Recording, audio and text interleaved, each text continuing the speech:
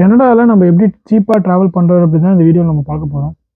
So actually வந்து இங்கே கனடாவில் சுற்றி பார்க்கறதுக்கு எல்லாத்துக்குமே வந்து நம்ம கார் ரெண்ட் எடுப்போம். ஆனால் அது கொஞ்சம் ரொம்ப அதிகமாக இருக்கும். இல்லைனா வந்து நம்ம வந்து ரொம்ப ட்ராவல் பண்ணி செலவு பண்ணி போகிறோமோ. ஸோ எப்படி பட்ஜெட்டாக டிரான்ஸ்போர்ட்டேஷன் பண்ணலாம், எப்படி ட்ராவல் சீப்பாக பண்ணலாம், ஒரு இடத்துக்கு போனோம்னா ரெஸ்டாரண்ட்டு, ஹோட்டல் எல்லாமே எப்படி தங்குறது எல்லாமே எப்படி சீப்பாக பண்ணுறது தான் இந்த வீடியோவில் பார்க்க போகிறோம். ஸோ பட்ஜெட் பார்த்தீங்கன்னா இந்த டிரான்ஸ்போர்ட்டேஷனில் பட்ஜெட் பார்த்தீங்கன்னா எப்படி பேஸ் பண்ணால் இந்த Flix bus, Mega bus, Red Arrow அப்படின்னு சொல்லிட்டு இந்த பஸ்ஸெல்லாம் இருக்குது. இதில் போனீங்கன்னா பஸ் வந்து ரொம்ப கம்மி ப்ரைஸுக்கு கிடைக்கும். அது இல்லாமல் நீங்கள் வந்து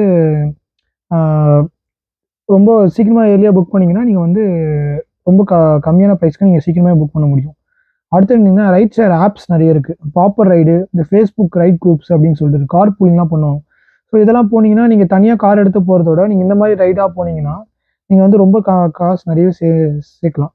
அதே மாதிரி டியூஸ்டேலாம் வந்து ட்ரெயின்ஸ்லாம் வந்து கொஞ்சம் இருக்கணும். ட்ரெயின் ட்ராவல்ஸ்லாம் பண்ணுறீங்க அப்படின்னா ஸ்டூடெண்ட்ஸ்க்குலாம் நிறைய டிஸ்கவுண்ட்ஸ் இருக்கும். ஸோ அப்படி கூட ட்ரெயின் ட்ராவல் கூட நீங்கள் நிறைய பேர் சூஸ் பண்ணலாம்.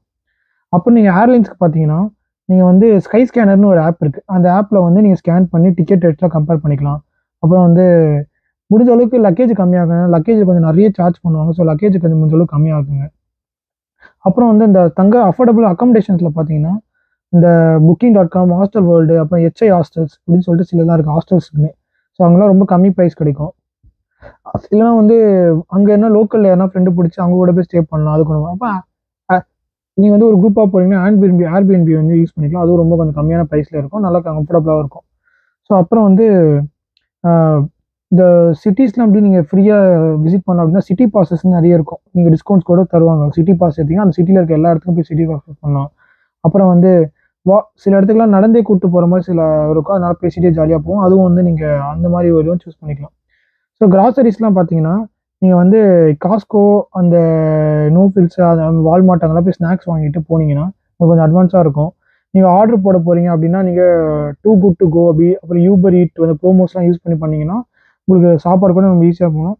ஸோ ரெஸ்டாரண்ட்ஸ் பொறுத்த வரைக்கும் நீங்கள் பட்ஜெட்டை வந்து நீங்கள் கூகுளில் கம்பேர் பண்ணி அதுக்கேற்ற மாதிரி கூட பிளான் பண்ணி போய்க்கலாம்.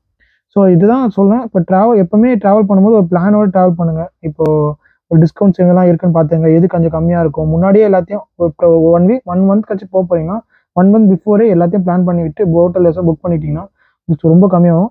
எங்கே போனாலுமே உங்கள் ஐடி கார்டு மறக்காமல் கொண்டு போங்க. நான் ஐடி கார்டு காட்டிட்டு நிறைய இடத்துல ஆஃபர்ஸ் இருக்குது, கொடுக்க சான்சஸ் நிறைய இருக்குது.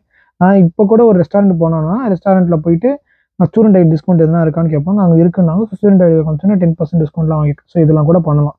ஸோ இதெல்லாம் தான் வீடியோ. வேணா வீடியோ போனால் கமெண்ட் செக்ஷன் சொல்லுங்கள். மறக்காம சேனலை சப்ஸ்கிரைப் பண்ணுங்கள்.